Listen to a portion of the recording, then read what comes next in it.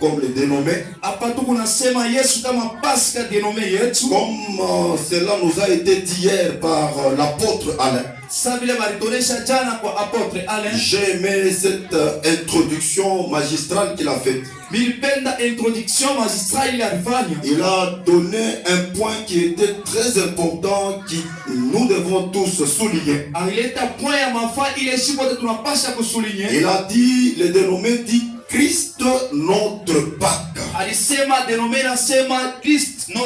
Alors nous avons compris que dans la parole de Dieu, on parle de deux Pâques. Il y a la Pâque juive, il y a la Pâque chrétienne. Mais le travail que nous avons ici, c'est Christ notre Pâque. Donc cette histoire des Juifs ne nous concerne pas jusque-là. Ce qui nous concerne présentement, c'est Christ notre Pâque. Christ notre Pâque. Voilà pourquoi je vais parler sur le châtiment qui nous donne la paix. Quand j'ai lu ce verset, je me suis posé deux questions. La première question, est-ce que Esaïe voulait nous dire par rapport? Et la deuxième question, ce message d'Esaïe s'adresse à qui?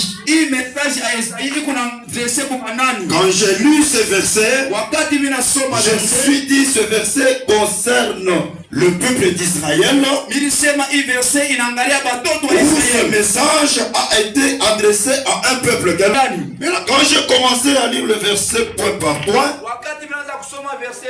j'ai compris que Esaïe, quand il parlait de ces choses ici, Esaïe ne s'était pas épargné de la chose. Écoutez, quand Esaïe parle,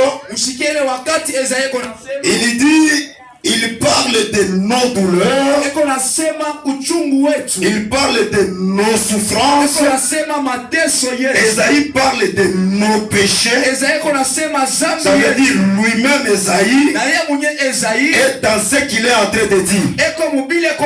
Esaïe n'a pas dit vos douleurs, Esaïe n'a pas dit leur douleur, mais Esaïe a dit nos douleurs, nos péchés à nous.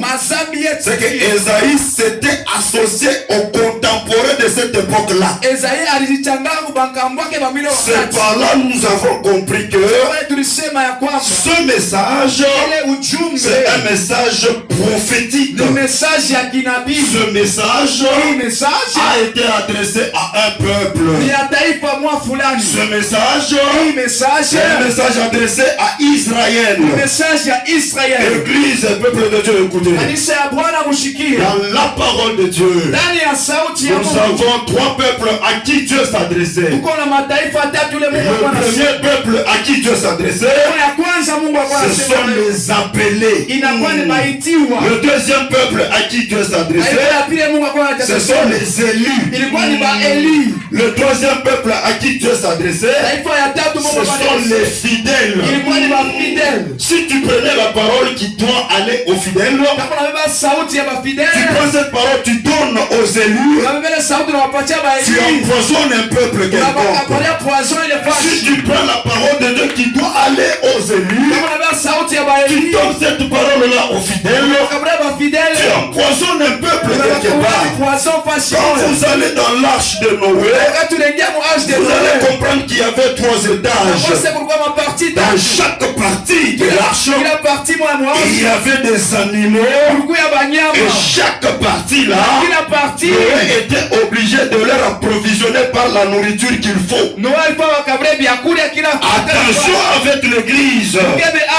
Si le message est adressé à Israël, ce message là nous ne pouvons pas l'amener à l'église. Le message purement pour Israël, c'est un message qui reste pour Israël. Le message purement pour l'église, c'est un message qui concerne l'église. Attention de ne plus faire la confusion. Les choses de Dieu sont des choses sacrées. Et quand nous prêchons Christ, ne présentons pas Christ avec beaucoup de blagues. Présentons Christ parce que nous sommes en train de donner la vie. Esaïe dit, il s'était chargé de nos douleurs, il s'était chargé de nos souffrances, il s'était chargé de nos transgressions. Esaïe était là-dedans. Il était aussi un contemporain de cette époque-là. Donc le message de cette époque lui concernait aussi.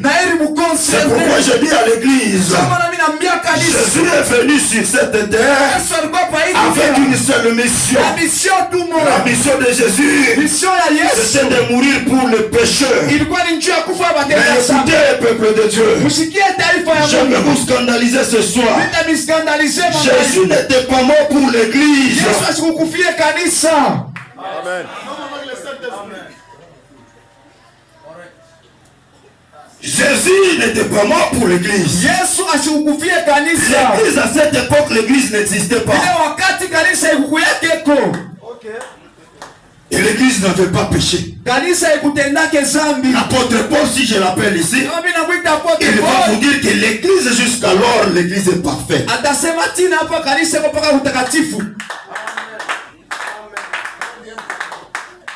Oh. Vous êtes là. Pourquoi pas? Je vais vous scandaliser. Posons le fondement.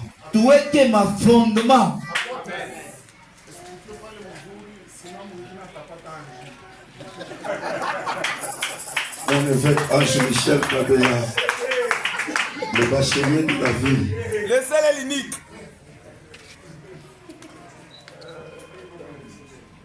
Lisez-moi Jean chapitre 1er. Jean chapitre 1. Non, Jean chapitre 9. Jean chapitre 9. Prenez le premier verset jusqu'au 3e. Jusqu'à là, l'église n'a pas encore péché. L'église reste parfaite. Jésus-Christ est mort à la croix à cause du péché des peuples d'Israël. Nous lisons Jean chapitre 9, le verset 1. Et je vais le démontrer dans ce sujet.